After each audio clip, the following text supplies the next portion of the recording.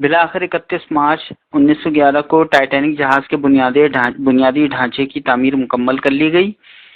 اور جہاز کو شپ یارڈ سے متصل دریائے لگان میں دھکیلنے کے لیے اسی روز باقاعدہ ایک تقریب کا خصوصی اہتمام کر لیا گیا تھا۔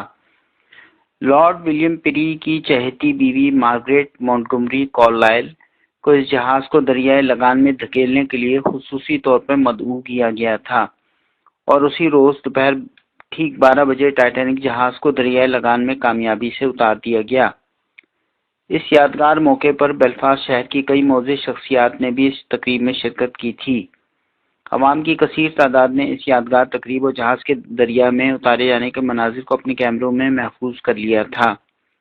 جہاز کے ریمپ سے اتارے جانے کے دوران ایک ایسا حادثہ بھی پیش آیا تھا جس میں شپ رائٹ جیمز روبن جن کا کام ٹائٹینک جہاز کو ریمپ سے دریا لگان میں اتارے جانے کے عمل کے دوران جہاز کی کیل کے نیچے لگی ہوئی لکڑی کی سپورٹ ہٹانے کا تھا،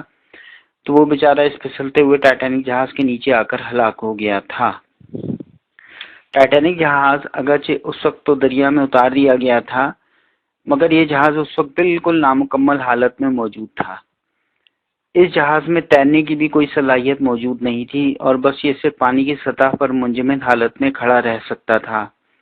اس لیے کہ اس جہاز میں ابھی تک انجینئرنگ اور میکینیکل مشینری کی تنصیب نہیں کی گئی تھی۔ ٹائٹینک جہاز کا ابتدائی نام ایس ٹائٹینک یعنی اسکرو اسٹیمر ٹائٹینک تجویز کیا گیا تھا، مگر بعد میں اس جہاز کو برطانوی شاہی عظمت کا نشان سمجھتے ہوئے اس جہاز پر برطانیہ کی شاہی ڈاک لے جانے کی اہم ذمہ داری بھی ڈال دی گئی تھی،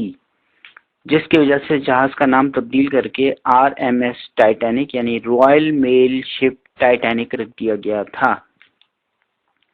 ٹائٹینک جہاز کو اس کی تمام اندرونی مشینری کی تنصیب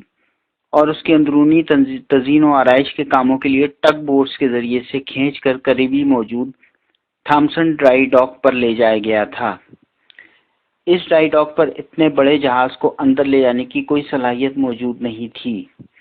کیونکہ اس کا داخلی دروازہ ٹائٹینک جہاز کے سائز کے لحاظ سے بے حد چھوٹا تھا۔ بہرحال کسی نہ کسی طرح اس جہاز کو ڈرائی ڈاک میں داخل کر دیا گیا۔ اس دوران دریائے لگان کا بہت سا پانی بھی ڈرائی ڈاک کے اندر داخل ہو گیا تھا، جسے بعد میں بے انتہا محنت سے باہر نکال کے جہاز کے تعمیراتی کام کا آغاز کیا گیا تھا۔ تھامسن ڈرائی ڈاک میں ٹائٹینک جہاز کے داخلے کے بعد جہاز میں مندرجہ ذیل تعمیراتی کام کیے گئے تھے۔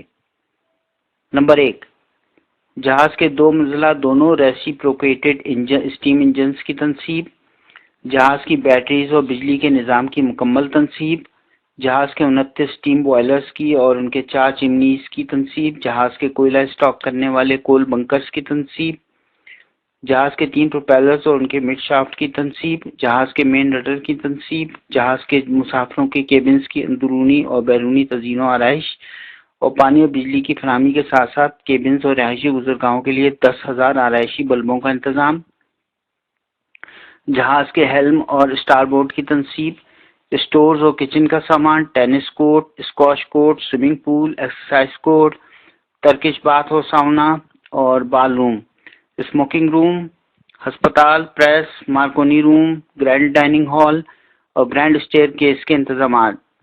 جہاز کے بیرونی رنگ اور روغن، جہاز کے 16 واٹر ٹائٹ کمپارٹمنٹس اور ان کے دروازوں کی مکمل تنصیب، ٹائٹینک جہاز کے دونوں سائڈ پروپیلرز یعنی پنکھڑیاں کا کل وزن 38 ٹن اور اس کے درمیانی پروپیلر کا وزن 22 ٹن تھا۔ ٹائٹینک جہاز میں نصب کردہ 2 ٹرپل فرنس کول فائرڈ بوائلرز اپنے متعلقہ کول فرنس اور کول بنکر سے براہ راست جڑے ہوئے تھے، جس کی وجہ سے کول بنکر ورکرز کو کوئلہ متواتر کول فرنس میں پھینکنا پڑتا تھا۔ ٹائٹینک جہاز کے کول بنکرز میں روزانہ تقریباً 600 ٹن کوئلہ استعمال کرنے کی صلاحیت موجود تھی۔ ٹائٹینک جہاز کی چمنیاں اور کول اسٹوریج۔ ٹائٹینک جہاز کی کوئلہ اسٹور کرنے کی کل صلاحیت 6,611 ٹن تھی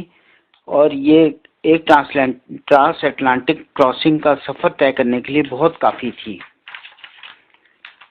ٹائٹینک جہاز میں کول فرنس کا دھواں جہاز سے باہر پھینکنے کے لیے 4 چمنیاں بھی نصب کی گئی تھیں، جن میں سے ہر ایک چمنی کی اونچائی تقریباً 82 فٹ کے قریب تھی۔ ان میں سے 3 چمنیاں تو کول فرنیس کا دھواں جہاز سے باہر پھینکنے کے لیے استعمال ہوتی تھی، جبکہ چوتھی اور آخری چمنی صرف نمائشی اور آرائشی تھی، جس کا مقصد صرف جہاز میں استعمال ہونے والی مضر صحت گیسوں کا اخراج اور ٹیکنیشین اور ورکرز کی آمد و رفت کے لیے سیڑھیاں بھی بنی ہوئی تھی۔ مگر اس جہاز کی سب سے بڑی خرابی یہ بھی تھی کہ یہ جہاز اپنی چمنیوں کے ذریعے سے روزانہ تقریباً 100 ٹن کوئلے کی راکھ کو فضا میں بکھیر کر بہت زیادہ آلودگی بھی پھیلاتا تھا۔ جیسے جیسے ٹائٹینک جہاز کی تکمیل کے مراحل قریب آتے جا رہے تھے، ویسے ویسے برطانیہ کے معاشی حالات بھی بے حد خراب ہوتے جا رہے تھے۔ برطانوی کول مائن ورکرز نے حکومت برطانیہ کی طرف سے کم اجرتوں کے خلاف اور اپنے معاوضوں میں اضافے کے تقاضوں کے سبب ہڑتال کا اعلان کر رکھا تھا، جس کی وجہ سے کول مارکیٹ میں کوئلے کی بے انتہا کمی واقع ہو گئی تھی۔